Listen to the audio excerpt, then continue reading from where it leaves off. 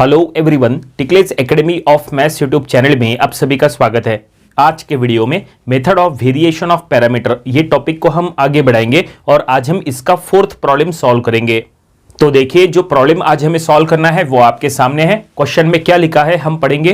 Question में लिखा है solve by the method of variation of parameter d square y by d x square minus 6 d y by d x plus 9y equal to e to the power 3x by x square. तो चलो हम ये problem solve करेंगे और ये problem solve करने के लिए हम वही फार्मूले का यूज करेंगे जो हमने method of variation of parameter के फर्स्ट लेक्चर में बताए थे। तो अगर आपने वो फर्स्ट लेक्चर नहीं स्टडी किए हैं तो आप यहां से स्टडी कर लीजिएगा, उसमें आपको वेरिएशन ऑफ पैरामीटर के सभी फार्मूलेज मिल जाएंगे। वो वीडियो का लिंक हमने आज के वीडियो डिस्क्रिप्शन में भी दे दिया है। तो चलो अब हम इसको सॉल्व करेंगे। सबसे पहले हमें क्या करना है, सबसे पहले ये गिवन डिफरेंशियल इक्वेशन को हमें हायर ऑर्डर डिफरेंशियल इक्वेशन के स्टैंडर्ड फॉर्म में कन्वर्ट करना है। क्या होता है स्टैंडर्ड फॉर्म, देखो आपको पूरा यहां पे पैटर्न और फार्मूलेस पहले बता देते हैं कि हमें किस तरह से सॉल्व करना है। तो सबसे पहले हमें हायर ऑर्डर डिफरेंशियल इक्वेशन के स्टैंडर्ड फॉर्म में कन्वर्ट करना है। तो f of d of y equal to q of x, ये है हायर ऑर्डर डिफरेंशियल इक्वेशन का स्टैंडर्ड फॉर्म।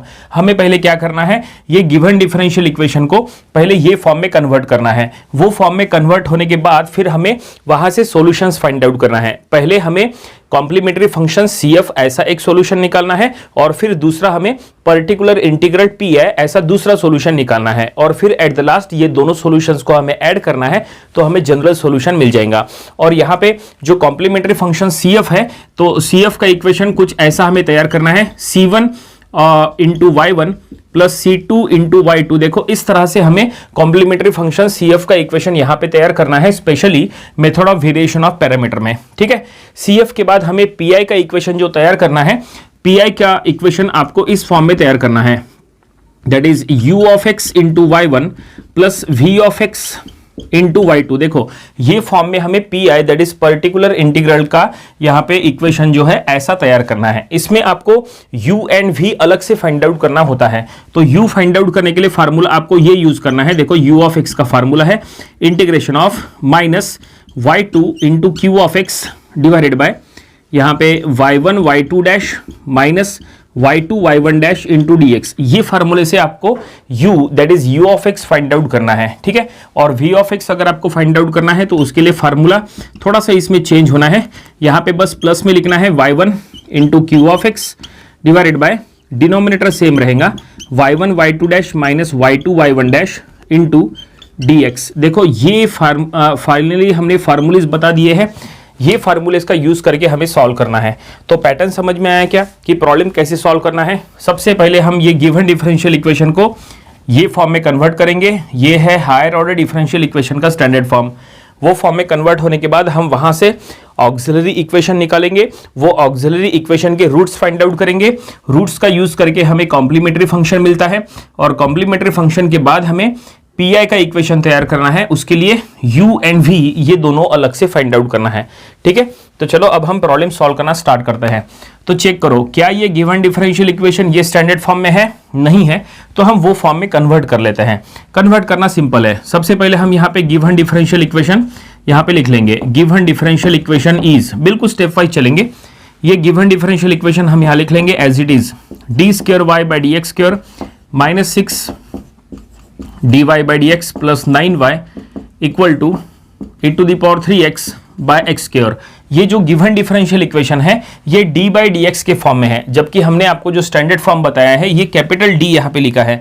तो कैपिटल D मतलब क्या होता है, कैपिटल D यानी होता है d बाई dx। ठीक है, और हमेशा ध्यान में रखो method of variation of parameter में जो गिवन डिफरेंशियल इक्वेशन होता है वो सेकंड ऑर्डर डिफरेंशियल इक्वेशन होता है। क्या कहा, सेकंड ऑर्डर डिफरेंशियल इक्वेशन। देखो यहाँ पे इसका पावर 2 है तो ये सेकंड ऑर्डर डिफरेंशियल इक्वेशन है। ठीक है, वेरिएशन ऑफ पैरामीटर में थर्ड ऑर्डर डिफरेंशियल इक्वेशन नहीं बनता है या फोर्थ ऑर्डर डिफरेंशियल इक्वेशन नहीं बनता है, हमेशा सेकंड ऑर्डर डिफरेंशियल इक्वेशन के ही प्रॉब्लम्स इसमें आते हैं। तो चलो यहाँ पे हमने गिवन डिफरेंशियल इक्वेशन लिख लिया है, लेकिन ये d बाई dx के फॉर्म में है, हमें इसको कैपिटल D के फॉर्म में सेट करना है। तो कैपिटल D यानी d बाई dx होता है, तो हम इसको सेट करेंगे तो ये कुछ ऐसा हो जाएगा, capital D square y minus 6 capital D of y plus 9y equal to e to the power 3x by x square. अब यहाँ पे देखो लेफ्ट हैंड साइड में y कॉमन ले लो तो ये कुछ ऐसा रहेगा, d square minus 6d plus of 9 of y equal to e to the power 3x by x square. ये देखिए फाइनली हमने गिवन डिफरेंशियल इक्वेशन को हायर ऑर्डर डिफरेंशियल इक्वेशन के स्टैंडर्ड फॉर्म में कन्वर्ट कर लिया है। देखो ये स्टैंडर्ड फॉर्म है, ये ब्रैकेट मतलब f of d of y equal to ये है q ऑफ x। देखो ये था standard form, f of d of y equal to q of x है यही फॉर्म में। तो अब हमें क्या करना है, अब हमें यहां से पहले ऑक्सिलरी इक्वेशन तैयार करना है। ऑक्सिलरी इक्वेशन कैसे तैयार करेंगे, बिल्कुल सिंपल होता है, हम यहां पे लिख लेंगे AE, इसका मतलब ऑक्सिलरी इक्वेशन। आपको एग्जाम में पूरा स्पेलिंग में लिख लेना है। Auxiliary equation is, auxiliary equation में आपको क्या करना है, ये जो ब्रैकेट है मतलब ये जो f ऑफ d है इसको 0 के साथ इक्वेट करना है, ठीक है। तो हम यहां पे लिख लेंगे d square minus of 6d plus of 9 equal to 0। देखो ये हो गया ऑक्सिलरी इक्वेशन तैयार, ये है ऑक्सिलरी इक्वेशन। अब हमें क्या करना है, ये इक्वेशन के हमें रूट्स फाइंड आउट करना है। इसके रूट्स का यूज करके ही हमें कॉम्प्लीमेंट्री फंक्शन CF का इक्वेशन तैयार करना होता है। अब इसके रूट्स फाइंड आउट करना है तो कैसे फाइंड आउट करेंगे, रूट्स आप इसके डायरेक्टली कैलकुलेटर में फाइंड आउट कर सकते हैं, कोई दिक्कत नहीं है। लेकिन अगर आपको मैन्युअली फाइंड आउट करना है तो मैन्युअली फाइंड आउट कैसे करना वो भी समझ लो। देखो यहाँ पे है -6 और यहाँ पे है 9, तो यहाँ पे आपको ऐसे दो नंबर सोचना है, ऐसे दो नंबर सोचना है जिनका मल्टीप्लिकेशन 9 हो और जिसका एडिशन -6 हो। तो ऐसे कोई दो नंबर है क्या, बिल्कुल है, वो है -3 देखो -3 ये दो ऐसे नंबर है जिनका मल्टीप्लिकेशन 9 होता है और जिसका एडिशन -6 होता है। इसका मतलब हम इसके रूट्स यहां पे लिख सकते हैं ऐसा, देखो फिलहाल d -3 इक्वल टू 0। देखो हमने इसको इनडायरेक्टली फैक्टराइज कर रहे हैं, ठीक है। -3 ऐसे दो नंबर लिए हमने, देखो इस तरह से। अब ये हम ऐसा लिखेंगे d -3 equal to 0 and d -3 equal to again 0। और अब यहाँ पे d इज इक्वल टू हो जाएगा 3 और यहाँ पे भी d इज इक्वल टू 3। तो फाइनली ये हमने दो रूट्स यहाँ पे फाइंड आउट कर लिए। क्या निकले हैं रूट्स, 3। तो ये हमने रूट्स यहाँ पे फाइंड आउट कर लिए और अब हमें क्या करना है, यही रूट्स का यूज करके ये कॉम्प्लीमेंट्री फंक्शन CF का इक्वेशन तैयार करना है। लेकिन उसके लिए आपको ये रूट्स का टाइप चेक करना है। देखो ये रूट्स का टाइप क्या है, देखो 4 टाइप के रूट्स होते हैं। सबसे पहला होता है रियल एंड डिफरेंट, दूसरा होता है रियल एंड इक्वल, तीसरा होता है इमेजिनरी एंड डिफरेंट, चौथा होता है इमेजिनरी एंड इक्वल। तो ये अलग अलग टाइप के लिए अलग अलग टाइप का कॉम्प्लीमेंट्री फंक्शन CF का इक्वेशन बनता है। इसके ऊपर ऑलरेडी एक स्पेशल वीडियो हमने बनाए थे, वो वीडियो आप देख लीजिएगा। कॉम्प्लीमेंट्री फंक्शन, ये सभी टाइप के रूट्स आपको उसमें, ये सभी टाइप के लिए आपको CF का इक्वेशन वहां आपको मिल जाएगा, ठीक है। तो इसकी जानकारी आपको होना चाहिए। देखो ये किस टाइप के रूट्स है, तो ये है देखो 3 है, इसका मतलब they are real and equal, ये दोनों रियल एंड इक्वल हैं। तो अगर ये रियल एंड इक्वल है तो इसके लिए कॉम्प्लीमेंट्री फंक्शन CF का इक्वेशन क्या बनेगा, देखो हम यहां पे लिख रहे हैं CF का इक्वेशन ऐसा बनेगा, that is C1 plus C2x into e to the power यहाँ पे 3x। देखो ये हमने CF का इक्वेशन तैयार कर लिए, ठीक है, that is C1 plus C2x into e to the power 3x ऐसा बनाया है। अब इसके लिए स्टैंडर्ड फॉर्म क्या होता है, देखो स्टैंडर्ड फॉर्म समझ लो, स्टैंडर्ड फॉर्म ये होता है, that is C1 plus C2x into e to the power mx। ये होता है standard form, that is real and equal के लिए। दो रूट्स अगर इक्वल है तो दो इक्वल रूट्स के लिए ये फॉर्म होता है। इसमें जो m है, m मतलब होता है रूट, जो भी यहाँ पे रूट है वो रूट क्या है, 3 है। देखो यहाँ पे रूट 3 है तो वही m है, तो वो आपको यहाँ पे पुट करना है। तो हमने यहाँ पे वही किया है, जो रूट है वो हमने 3 यहाँ पे पुट किया है। पैटर्न देखो बिल्कुल सेम है, दो इक्वल रूट्स के लिए ये पैटर्न होता है, ठीक है। लेकिन ये जो CF का इक्वेशन हमने आपको लिख के दिए हैं, इसमें और इसमें देखो थोड़ा सा डिफरेंस आपको दिख रहा है। इसमें देखो यहाँ पे कहीं ब्रैकेट है क्या, नहीं, जबकि यहाँ पे हमने जो CF का इक्वेशन अभी बनाया है इसमें ब्रैकेट है। तो एक काम करो, यही इक्वेशन बिना ब्रैकेट के लिखो। तो अगर इसको बिना ब्रैकेट के लिखना है तो ऐसे में ये e to the power 3x से ब्रैकेट के अंदर मल्टीप्लाई कर लो, ठीक है। ब्रैकेट के अंदर मल्टीप्लाई करने से ब्रैकेट नहीं रहेगा। तो ऐसे में हम यहाँ पे CF का इक्वेशन ऐसा लिखेंगे, C1 e to the power 3x plus C2x e to the power 3x। देखो हमने e to the power 3x से अंदर मल्टीप्लाई कर लिए।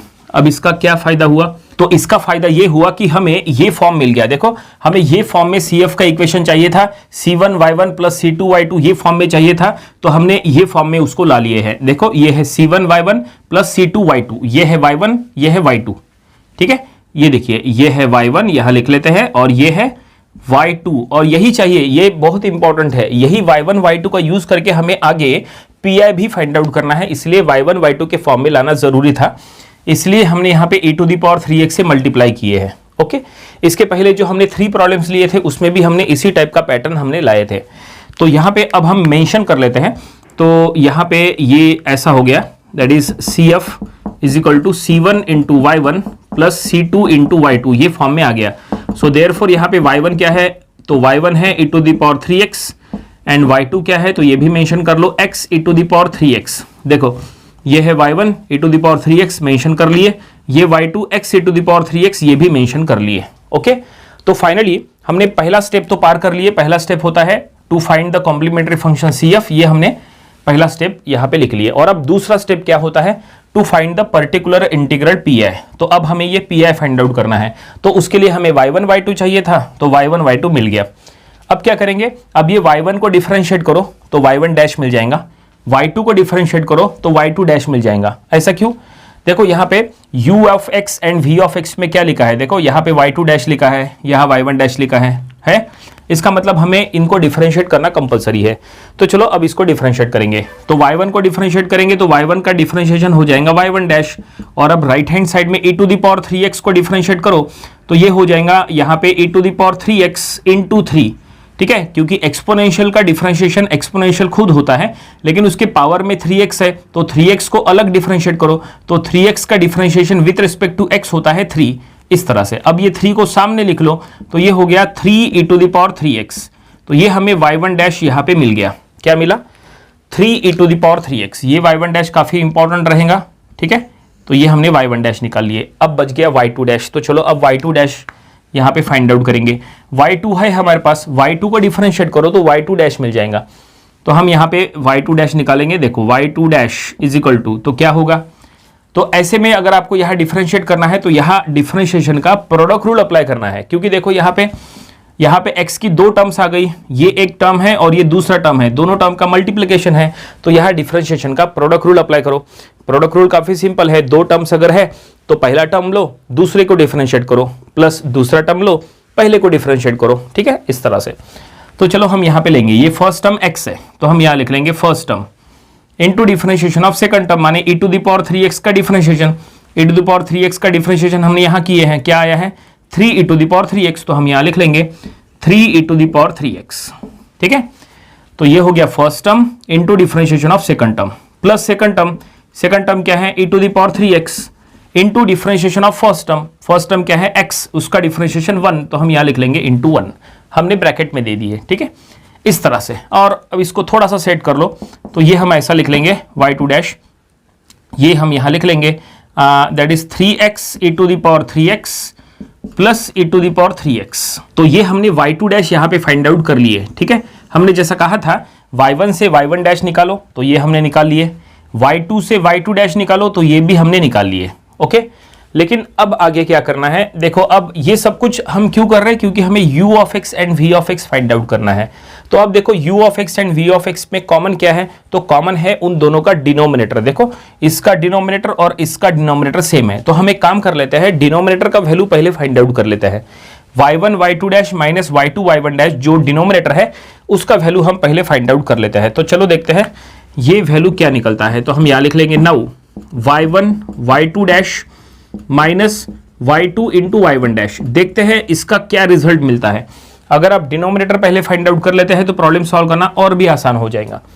तो यहाँ पे लिख लेंगे y1 यानी ये है, तो हम ये लिख लेंगे y1 इंटू y2 डैश, मतलब ये सॉरी y1 कौन सा है, ये है e⁻3x, तो हम लिख लेंगे e⁻3x हो गया y1, ठीक है। उसके बाद y2 डैश क्या है, y2 डैश ये है, तो हम यहाँ लिख लेंगे, इसको हम पूरा ब्रैकेट में दे देंगे 3x e⁻3x प्लस e⁻3x, ठीक है, ये हमने लिख लिए y1 y2 डैश। और अब माइनस यहाँ पे y2 into y1 dash, y2 क्या है, तो y2 ये है, तो जस्ट मिनट इसको थोड़ा सा हाईलाइट कर लेते हैं, y1 और y2 को हम हाईलाइट करते हैं, ये है y1 और ये था अपना y2, ठीक है। तो अब हम ये y2 का वैल्यू यहाँ लिख रहे हैं, तो y2 है that is x e⁻3x, y2 into y1 dash ये है, तो ये ब्रैकेट में दे देंगे हम 3 e⁻3x, देखिए इस तरह से। ओके, चेक करो सही है कि नहीं। y1 y2 dash minus y2 into y1 dash. ठीक है, अब इसको सॉल्व करो, जहां तक ये सॉल्व हो रहा है वहां तक ये सॉल्व करो। क्या कर सकते हैं, देखो e⁻3x से यहाँ पे अंदर में ब्रैकेट के अंदर मल्टीप्लाई कर लो। ठीक है, ये एक्सपोनेंशियल इंटू एक्सपोनेंशियल करो, यहाँ पे भी अंदर में मल्टीप्लाई करो। तो देखो मल्टीप्लाई करने के बाद ये क्या होता है, तो हम ये यहाँ से लिखते हैं हम e⁻3x इंटू 3x e⁻3x, तो ये हो जाएगा 3x e⁻6x ऐसा हो जाएगा, क्योंकि एक्सपोनेंशियल इंटू एक्सपोनेंशियल और उसका पावर जो है वो ऐड हो जाएगा। 3x प्लस 3x 6x हो गया, प्लस e⁻3x इंटू e⁻3x, तो ये हो गया e⁻6x। ठीक है, यहाँ पे भी पावर जो है वो हमने ऐड कर लिए, और अब माइनस यहाँ पे x, ये 3x लिख लेंगे, 3x e⁻3x इंटू e⁻3x, तो ये हो जाएगा e⁻6x। देखो इस तरह से हमने मल्टीप्लाई कर लिए। अब ये मल्टीप्लाई करने के बाद यहाँ पे इसका क्या फ़ायदा हुआ, फ़ायदा बहुत बड़ा हुआ। देखो ये टर्म और ये टर्म कैंसिल हो जाएगा, और अब जो बचेगा वो देखो क्या बचा, e⁻6x बचा। तो इसका मतलब हमें यहाँ पे लिख लेंगे y1 y2 dash minus y2 y1 dash का वैल्यू मिल गया, वो क्या है e⁻6x। ये वैल्यू काफ़ी इंपॉर्टेंट रहेगा, क्योंकि अब इसी का यूज़ करके हमें आगे u of x and v of x find out करना है। देखो क्या रिजल्ट मिला है, e⁻6x ऐसा रिजल्ट मिला है। इतनी बड़ी इसको सॉल्व करने के बाद हमने ये रिजल्ट निकाल लिए। तो चलो फाइनली अब हम u ऑफ x पहले फाइंड आउट करेंगे। देखो v ऑफ x का फार्मूला तो हमने यहाँ मिटा दिए थे, क्योंकि हमें ये लिखना था, लेकिन u ऑफ x का फार्मूला है आपके पास। तो चलो अब ये फार्मूले का यूज करेंगे, हमारे पास सभी वैल्यूज है, और यहाँ पे u of x find out करेंगे, then after v of x find out करेंगे। तो ये हम यहाँ फार्मूला लिख लेंगे, u ऑफ x का फार्मूला। क्या फार्मूला बताए थे हमने, इंटीग्रेशन ऑफ, माइनस है देन y2, फार्मूला हाँ मेंशन करना जरूरी है। y2 के बाद है q ऑफ x, तो y2 into q of x, और डिनोमिनेटर में है that is y1 y2 dash minus y2 y1 dash. ठीक है, इंटू dx। ठीक है, integration with respect to x है, और अब बस यहाँ पे वैल्यूज पुटअप करो। तो वैल्यूज पुटअप कर लेंगे, माइनस पहले बाहर ले लो, तो ये हमने माइनस बाहर ले लिए। इंटीग्रेशन ऑफ y2 क्या है, तो देखो हमने y2 यहाँ मेंशन किए हैं x e⁻3x, तो ये हम यहाँ लिख लेंगे दैट इज x e⁻3x। उसके बाद q ऑफ x, तो q ऑफ x कहाँ है, तो ये देखो हमने हायर ऑर्डर डिफरेंशियल इक्वेशन के स्टैंडर्ड फॉर्म में यहाँ पे कन्वर्ट किए थे। तो ये है q ऑफ x, देखो f of d of y equal to q of x। ये जो पूरा इक्वल टू के राइट साइड में जो कुछ भी है ये है पूरा q ऑफ x, हम इसका यूज करेंगे e⁻3x बाय एक्स स्क्वायर, तो हम यहाँ पे वो लिख लेंगे। ठीक है, तो हम लिख लेंगे into e⁻3x bye x square. ठीक है, और अब denominator y1 y2 dash minus y2 y1 dash, और ये हमने ऑलरेडी सॉल्व किया है, ये निकला है e⁻6x, तो यहाँ लिख लो e⁻6x इंटू dx। ओके, ठीक है, इस तरह से ये हमने सबका वैल्यू यहाँ पुट कर लिए, और अब बस इसको सॉल्व करना है, इसको इंटीग्रेट करना है। कैसे इंटीग्रेट करेंगे, तो सबसे पहले एक काम करो, न्यूमरेटर में एक्सपोनेंशियल को मल्टीप्लाई कर लो। ठीक है, और देखो न्यूमरेटर में यहाँ पे एक x है और यहाँ पे देखो एक्स स्क्वायर है, मतलब एक x जो है वो वहां पे कैंसिल हो जाएगा। तो हम यहाँ पे लिख लेंगे माइनस इंटीग्रेशन, दोनों एक्सपोनेंशियल को मल्टीप्लाई करेंगे तो वो हो जाएगा e⁻6x। ठीक है, उसका पावर हमने ऐड कर लिए, तो e⁻6x, और एक x जो है वो यहाँ पे कैंसिल हो गया, तो यहाँ डिवाइडेड बाय ओनली x रहेगा। पहले एक्स स्क्वायर था, लेकिन अब जो x है वो एक कैंसिल हो गया, और अब एक ही x यहाँ पे बचा है, और अब डिनोमिनेटर में e⁻6x as it is into dx। ठीक है, ये स्टेप समझ में आया क्या, ये काफी इंपॉर्टेंट स्टेप है। ठीक है, एक x जो है वो कैंसिल हो गया, एक यहाँ पे बच गया, और दोनों एक्सपोनेंशियल को मल्टीप्लाई कर लिए। अब इसका क्या फायदा होगा, फायदा ये हुआ, देखो दोनों, देखो न्यूमरेटर डिनोमिनेटर में एक्सपोनेंशियल सेम है, इनको कैंसिल करो, देखो ये दोनों कैंसिल हो गए, और अब जो बच गया वो लिखो, क्या बचा है, तो हम यहाँ लिख लेंगे माइनस बाहर है, इंटीग्रेशन ऑफ यहाँ x बचा है, इसका मतलब 1/x इंटू dx ऐसा। ठीक है, बस इसको इंटीग्रेट करना है, तो 1/x का इंटीग्रेशन क्या होगा, log x, तो हम यहाँ पे लिख लेंगे। ठीक है, minus integration of 1/x that is log of x। ठीक है, इस तरह से, तो ये हमें क्या मिला, ये हमें u ऑफ x यहाँ पे मिल गया माइनस ऑफ log x। ठीक है, लेकिन हमने आपको कहा था कि u of x and v of x ऐसे दो चीजें फाइंड आउट करना है, तो ये u ऑफ x हो गया। चलो अब v ऑफ x के तरफ चलते हैं, तो उसके लिए हमें इधर का पार्ट मिटाना पड़ेगा, तो ये हम यहाँ लिख लेंगे नाउ v ऑफ x। तो v ऑफ x का फार्मूला हमने क्या बताया है, फार्मूला लिख लेंगे इंटीग्रेशन ऑफ, यहाँ पे अब लिखना है y1 into q of x, और डिनोमिनेटर सेम है जो वहां पे u ऑफ x में था, that is y1 y2 dash minus y2 y1 dash, ठीक है, इंटू dx। इस तरह से ये हमने फार्मूला पहले मेंशन कर लिए। बस अब इसमें सभी का वैल्यू पुट करो, तो हम ये लिख लेंगे इंटीग्रेशन ऑफ सबसे पहले y1 क्या था, तो y1 है e to the power 3x, तो हम ये लिख लेंगे e to the power 3x into q of x हमने यहाँ पे मेंशन किया है, देखो e to the power 3x by x square, तो वही यहाँ पे लिख लेंगे into e to the power 3x by x square. और अब denominator y1 y2 dash minus y2 y1 dash, ये हमने निकाला है e to the power 6x, तो यहाँ पे लिख लेंगे इंटू dx, ठीक है। तो ये हमने सबका वैल्यू यहाँ पुट कर लिए। और अब यहाँ पे फिर से एक्सपोनेंशियल को यहाँ पे मल्टीप्लाई कर लो, e to the power 3x into e to the power 3x, तो ये हो जाएगा e to the power 6x, वो ये डिनोमिनेटर के एक्सपोनेंशियल के साथ कैंसिल हो जाएगा, ठीक है। तो हम एक काम करते हैं, यहाँ पे डायरेक्टली इसको यहाँ पे कैंसिल करते हैं, कोई दिक्कत नहीं है। और अब जो बचा है वो बस हम यहाँ लिख लेंगे, क्या बचा है, इंटीग्रेशन ऑफ ये एक्स स्क्वायर बचा है, इसका मतलब 1 बाय एक्स स्क्वायर ऐसा बचा है इंटू dx। बस अब इसको इंटीग्रेट करो। इसको इंटीग्रेट करना बहुत आसान है, 1 बाय एक्स स्क्वायर है तो आप इसको न्यूमरेटर में भी शिफ्ट करेंगे तो चलता। देखो इंटीग्रेशन ऑफ ये ऐसा हो जाएगा 1 बाय एक्स स्क्वायर यानी x टू द पावर -2 है, ऐसा, ये काफी आसान जाएगा आपके लिए, ठीक है, ऐसा। और अब इसको इंटीग्रेट करना है तो इंटीग्रेट करने के लिए फार्मूला हम यहाँ यूज करेंगे, x to the power n के फॉर्म में है, तो x to the power n का इंटीग्रेशन क्या होता है, देखो फार्मूला यहाँ लिख के देते हैं, यहाँ लिख रहे हैं integration of x to the power n dx, formula होता है x to the power n+1 by n+1। देखो ये फार्मूला है, ये फार्मूला, ठीक है, x to the power n का इंटीग्रेशन होता है x to the power n+1 by n+1, तो बस वही फार्मूला यहाँ पे यूज करो। यहाँ n का वैल्यू -2 है, तो इंटीग्रेट करेंगे तो ये हो जाएगा x to the power -2+1 by -2+1 ऐसा। इसका मतलब ये x to the power -1 by -1, तो इसका मतलब ये minus x to the power -1 ऐसा हुआ। देखो minus x to the power -1, इसका मतलब ये हो गया इनडायरेक्टली -1 बाय x। देखो x टू द पावर -1 को यानी x इनवर्स को 1 बाय x ऐसा लिख सकते हैं।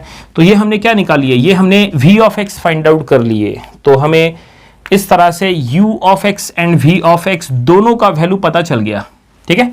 ये था u ऑफ x और ये है अब v ऑफ x। अब हमें क्या करना है, ये u of x and v of x का यूज करके यहाँ पे पी का इक्वेशन तैयार करना है। तो चलो अब हम यहाँ पी का इक्वेशन बनाते हैं। तो पी का क्या फार्मूला हमने बताए थे, क्या इक्वेशन बताए थे, पी यानी पर्टिकुलर इंटीग्रल। तो पी का इक्वेशन हम यहाँ बनाएंगे। हमने आपको बताए थे P is equal to u of x into y1 plus v of x into y2। हमने ये फार्मूला बताए थे, ठीक है ना, स्टार्टिंग में। बस यहाँ पे सबका वैल्यू पुट करो, तो हम यहाँ पे लिख लेंगे P is equal to u of x क्या है, देखो माइनस ऑफ लॉग एक्स, और यहाँ पे लिख लेंगे माइनस ऑफ लॉग एक्स, और y1 है e to the power 3x, तो हम यहाँ लिख लेंगे minus of log x into e to the power 3x, इस तरह से, ठीक है। प्लस v ऑफ x वो है ये -1 बाय एक्स, तो यहाँ प्लस लिखने की जरूरत नहीं है, यहाँ पे डायरेक्टली -1 बाय एक्स ऐसा लिख लो, इंटू y2 ये है, ठीक है। तो ये हम यहाँ लिख लेंगे into x e to the power 3x। ये देखिए इस तरह से।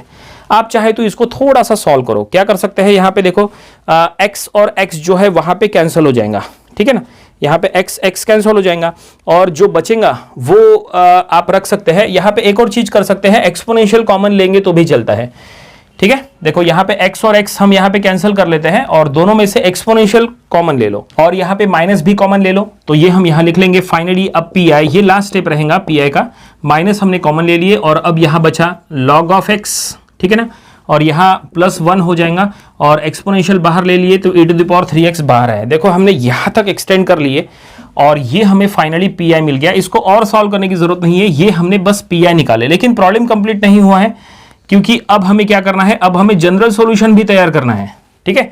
जनरल सॉल्यूशन अभी तक नहीं बना है। हमने आपको कहा था स्टार्टिंग में कि आपको 2 सॉल्यूशंस पहले निकालना है, CF एंड PI। तो ये था CF, ठीक है, और ये है PI।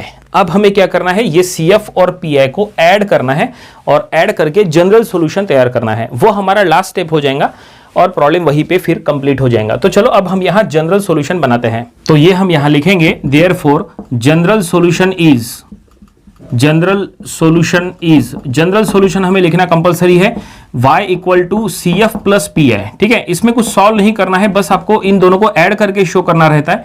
तो हम यहाँ पे वही करेंगे y equal to C F plus P I. तो ये हम यहाँ लिख लेंगे y equal to C F क्या था, देखो ये सी एफ का इक्वेशन है, तो ये एज इट इज लिखो, आप ये इक्वेशन लिखो या इसके ऊपर वाला इक्वेशन लिखो, कोई दिक्कत नहीं है। अगर आपने ये इक्वेशन लिखे तो भी चलता है। तो हम वही करेंगे c1 plus c2x into e to the power 3x, जो ऊपर वाला इक्वेशन था ना वो हमने यहाँ लिख लिए cf का, ठीक है। और अब प्लस पी आई तो है हमारे पास, देखो ये है, इसमें देखो माइनस बाहर है, तो पी आई में जो माइनस बाहर है तो यहाँ प्लस लिखने की जरूरत नहीं है, अब यहीं पे आप सीधा माइनस लिख सकते हैं। और अब यहाँ पे उसके ब्रैकेट में है log x प्लस 1 और बाहर में है ई टू द पावर 3x। इस तरह से फाइनली ये हमने यहाँ पे क्या किए, यहाँ पे ये जनरल सॉल्यूशन फाइंड आउट कर लिए y, ये हमें जनरल सॉल्यूशन मिल गया और फाइनली प्रॉब्लम यहीं पे कंप्लीट हो गया। क्वेश्चन में जो प्रॉब्लम को सॉल्व करना था by using method of variation of parameter, ये हमने फाइंड आउट कर लिए और ये हमें यहाँ पे सॉल्यूशन मिला है। नीचे आप स्टेटमेंट में लिख सकते हैं this is the required solution. उम्मीद करते हैं कि ये प्रॉब्लम आपको समझ में आया होगा। ये प्रॉब्लम आपको अपनी प्रैक्टिस बुक में जरूर सॉल्व करके देख लेना चाहिए। इंपॉर्टेंट प्रॉब्लम था, इसके पहले ये एग्जाम में भी आ चुका है। ये था method of variation of parameter, ये टॉपिक का प्रॉब्लम नंबर 4। इसके पहले जो हमने इसके 3 प्रॉब्लम्स लिए थे वो भी आपको स्टडी कर लेना चाहिए और इसके आने वाले दिनों में हम इसके और भी नंबर ऑफ प्रॉब्लम्स कवर करेंगे ताकि इसकी अच्छी खासी प्रैक्टिस हो जाए। तो मिलते हैं नेक्स्ट वीडियो में। Thank you very much.